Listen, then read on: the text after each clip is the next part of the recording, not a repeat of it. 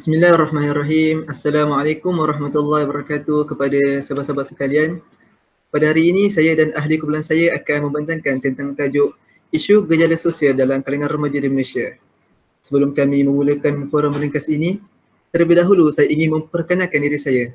Saya Muhammad Haimah bin Nasaruddin selaku moderator untuk forum ini. Dan kita punya 4 panel yang akan membincangkan tentang isu tersebut. Memperkenalkan panel pertama kita, Saudara Anas Farihim bin Abdul Hakim. Panel kedua kita, Saudara Afiq Syami bin Abu Seman. Saudara, okay. Seterusnya panel ketiga kita, Saudara Basit Urluan bin Munawar. Dan akhir sekali, Saudara Wan Muhammad Akram bin Wan Muhammad Rasul Zani. Baiklah. Sebelum kita membincangkan topik kita tentang isu gejala sosial dalam kalangan remaja di Malaysia, ingin saya mengulas sedikit tentang isu ini secara umum.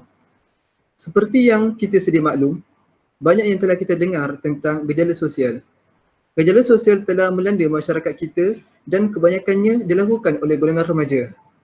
Oleh sebab golongan remaja merupakan bakal pewaris negara, maka kegiatan negatif yang dilakukan telah menimbulkan kebimbangan dalam kalangan masyarakat.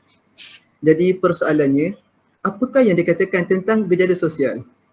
Soalan ini akan diajukan kepada panel pertama kita, Saudara Anas Farihin, untuk memberikan penjelasan. Dipersilakan saudara. Okey, terima kasih kepada Tuan Moderator Saudara Muhammad Aiman. Okey, terlebih dahulu saya akan pergi kepada definisi gejala sosial. Menurut Kamus Dewan edisi keempat, gejala bermaksud tanda-tanda. Sosial pula maksudnya adalah kata yang merujuk kepada hal-hal yang berkaitan masyarakat atau kemasyarakatan. Okey, apabila digabungkan kedua-dua perkataan ini iaitu gejala sosial, ia bermaksud tanda-tanda, alamat atau petanda tentang segala yang berkaitan dengan masyarakat, perihal masyarakat, kemasyarakatan atau hal yang berkaitan dengan persahabatan dan pergaulan. Seperti yang kita tahu, gejala sosial dapat diklasifikasikan sebagai satu jenayah yang melibatkan etika dan moral individu. Banyak yang kita telah dengar tentang gejala sosial. Berbagai gejala sosial telah melanda masyarakat kita dan aktiviti terlibat begitu pelbagai, baik yang dilakukan oleh remaja atau orang dewasa. Namun oleh kerana golongan remaja adalah bakal pewaris negara, maka kegiatan mereka lah yang hangat diperkatakan segenap lapisan masyarakat. Media masa seringkali menyiarkan pelbagai berita dan cerita tentang kenakalan remaja yang masih bersekolah dan pelbagai masalah sosial yang melanda mereka. Melihat kepada masalah sosial ini dan perbuatan jenayah mereka membabitkan pelajar dan remaja benar-benar membimbangkan kita. Okey, saya serahkan kepada Tuan Moderator.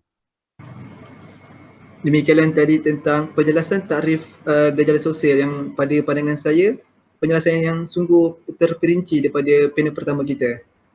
Baiklah, kita sudah faham tentang maksud gejala sosial daripada panel pertama kita. Oleh itu kita beralih pula kepada panel kedua kita, iaitu Saudara Afiq Syami. Apakah faktor-faktor yang menyebabkan berlakunya gejala sosial dalam kalangan remaja? Dipersilakan Saudara Afiq untuk memberikan penjelasan. Terima kasih kepada moderator kita, Haiman. Pada pendapat saya, antara faktor yang menyumbang kepada peningkatan gejala sosial dalam kalangan remaja di Malaysia adalah sikap sebahagian ibu bapa yang kurang prihatin terhadap anak-anak. Dapat dilihat pada masa kini, ibu bapa terlalu sibuk dengan pekerjaan sehingga lupa untuk meluangkan masa bersama keluarga. Kanak-kanak yang kecil amat memerlukan perhatian ibu bapa untuk membimbing dan membentuk diri. Pelambaian ini akan menyebabkan emosi remaja menjadi tidak stabil dan mendorong mereka untuk melakukan perkara yang negatif. Seringkali mereka berasa diri mereka diabaikan dan ini akan menyebabkan kanak-kanak terdorong untuk melakukan perkara yang buruk untuk mendapatkan perhatian ibu bapa. Rekod statistik yang dikeluarkan oleh AADK, rekod umur penagih dadah yang paling rendah adalah daripada mereka yang berumur 7 tahun. Perkara ini haruslah dipandang serius dan perlulah diselesaikan dengan segera untuk keamanan negara. Okey, itu saja daripada saya. Terima kasih kepada Saudara Afiq Syami atas penjelasan berkaitan faktor-faktor yang menyebabkan berlakunya gejala sosial dalam kalangan remaja. Kebanyakan remaja hari ini masih mencari identiti diri dan suka meniru perbuatan negatif yang tidak sepatutnya. Kadang-kadang mereka melanggar budaya timur yang menjadi kebanggaan kita. Baiklah, soalan seterusnya saya tujukan kepada Saudara Basir Ulwan. Pada pendapat saudara, apakah kesan-kesan daripada masalah gejala sosial dalam kalangan remaja? Persilakan. Terima kasih kepada saudara moderator. Pada pendapat saya, antara kesan negatif gejala sosial di kalangan remaja Malaysia adalah hilangnya sikap hormat menghormati. Berbeza dengan masa kini, ibu bapa dan guru-guru di sekolah dipandang tinggi dan dihormati pada zaman dahulu. Mereka akan bercakap sopan dan lemah lembut sebagai tanda adab dan hormat. Tak sama seperti remaja sekarang yang biadab dan tak menghormati ibu bapa dan guru-guru. Mereka terdedah pada gejala sosial yang buruk membuatkan mereka tak lagi mengetahui adab dan cara menghormati. Ibu bapa hanya membekalkan harta benda serta wang ringgit yang mereka rasakan penting bagi mereka sebagai tanda kasih sayang. Tapi mereka silap bahawa ia memberikan anak-anak mereka peluang untuk melayari sesuatu yang tidak sepatutnya. So kesannya anak-anak jadi hilang hormat kepada guru kerana tak ada kerjasama di antara ibu bapa dan sekolah dalam memastikan anak-anak mereka tidak terpengaruh kepada gejala sosial. Mereka hanya menuding jari pada sekolah dan meletakkan sekolah sebagai punca masalah yang berlaku pada anak-anak mereka. Ditambah dengan tiada didikan daripada ibu bapa tentang moral dan adab kerana semua itu patutnya bermula di institusi keluarga. Jadi itu sahaja antara kesan negatif yang saya boleh berikan untuk forum ini. Saya serahkan kembali kepada saudara moderator. Terima kasih kepada Saudara Basir Ulwan tentang penjelasan kesan-kesan daripada masalah gejala sosial dalam kalangan remaja. Hal ini dikatakan demikian kerana akhlak merupakan peribadi dan cermin diri bagi seseorang individu. Sekiranya seseorang individu itu mempunyai akhlak yang buruk, maka peribadi seseorang individu itu juga akan menjadi buruk.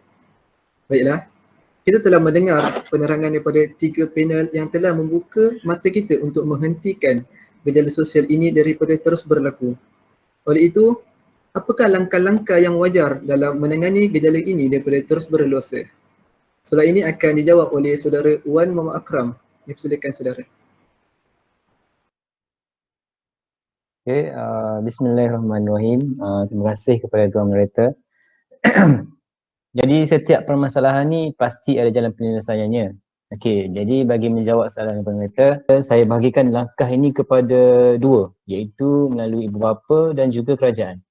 Jadi langkah pertama ni untuk mengatasi masalah gejala sosial dalam kalangan remaja ialah melalui ibu bapa itu sendiri.